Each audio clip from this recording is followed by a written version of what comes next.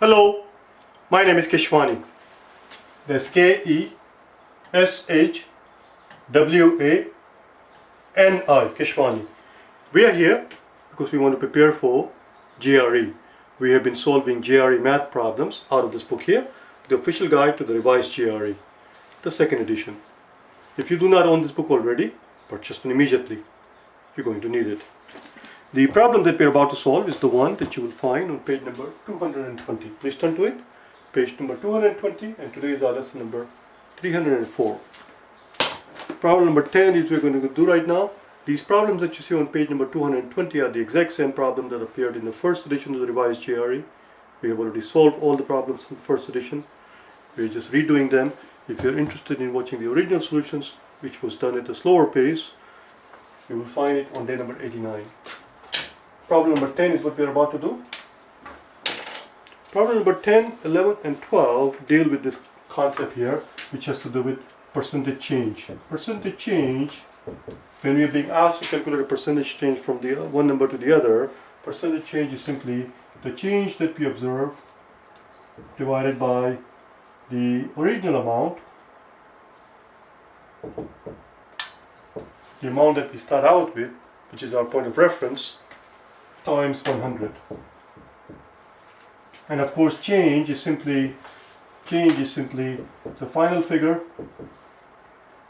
minus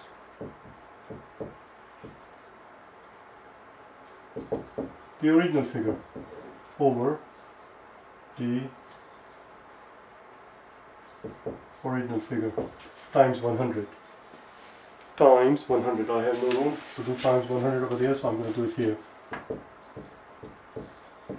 I hope that doesn't bother you. So this is a percentage change.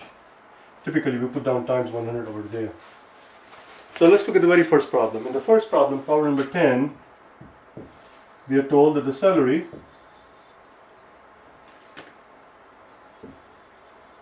goes up from 200 to 234. We are told in the problem number 10 that the person's salary has increased from $200 per week to $234 per week. The question simply is, what was the percentage increase in this person's salary? So what's the change here? Well, the change obviously is we're going from 200 to 234, so it's just 234 minus 200. You see the final figure minus the original figure. So the percentage change here is going to be, the final figure, which is 234, minus the original figure, which is 200, over the original figure, the figure that we started out with. Why over original figure? Why do we divide the change by the original figure? Because the question that we are asking ourselves here is, how much did it change in terms of percentage? How much did it change? To which the next question would be, compared to what? And the answer, of course, is compared to what it used to be. But nobody goes around saying how much did it change compared to what it is now. So when we say how much did it change, it is understood how much did it change compared to what it used to be. Or what it used to be is the original figure. So originally the guy's salary was $200, change is $34. So that's what I'm going to put down here. Let's erase this thing so that we don't have to rewrite everything. 234 minus 200, the change is 34 over 200 times 100. And of course 200 times 100 is just 2, and 34 divided by 2 is 17. So the answer is the person's salary has gone up by $34 because it went from $200 to $234, which makes perfect sense here because 34 is 2 times 17. 17 is 17% of 100, therefore 34 should be 17% of 200 for twice the amount. That's it. We're done with this one. Let's go to number 11. That was it. Number 11. In the 11, we have somebody's weight goes down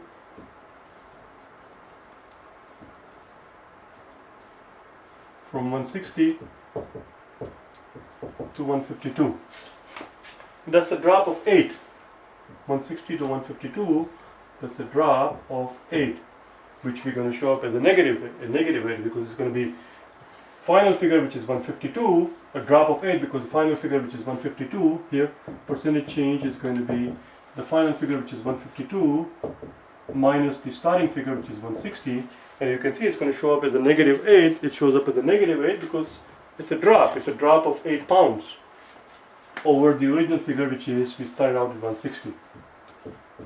So that's a drop of negative 8. We shouldn't say drop of negative 8, that's redundant.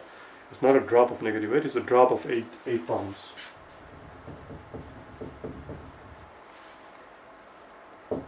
Times 100. That's all. Let's divide top and bottom by 8. Let's first cross out the 0 here, divide top and bottom by 8, and that becomes 2. And then 10 divided by 2 is 5.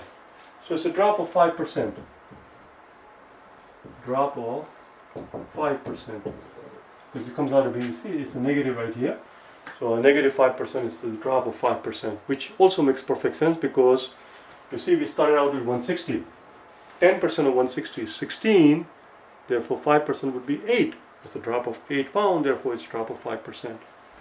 Let's do the next one, number 12. That's it, we're done with this one. Number 12 now.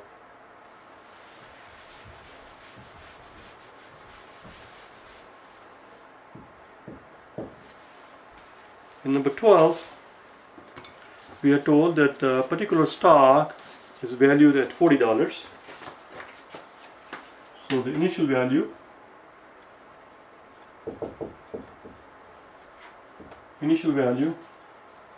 tell you what, let's erase all of this thing. We understand now, we don't need to leave it on the blackboard here so that it's not this so that it's not that crowded. Number 12 we are doing here.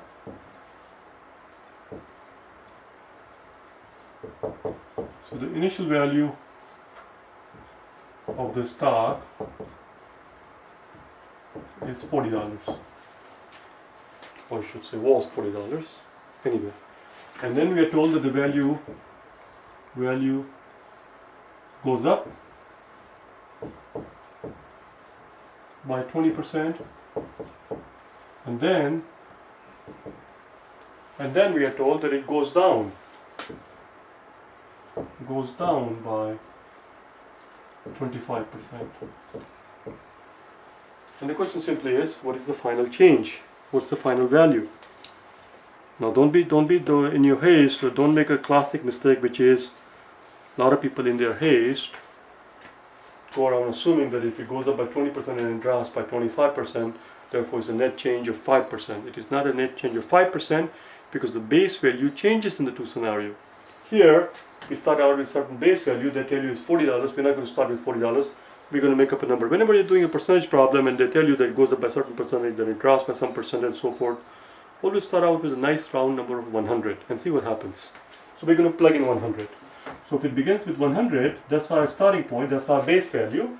Then it goes up by 20. It goes up by 20, it goes up by 20%.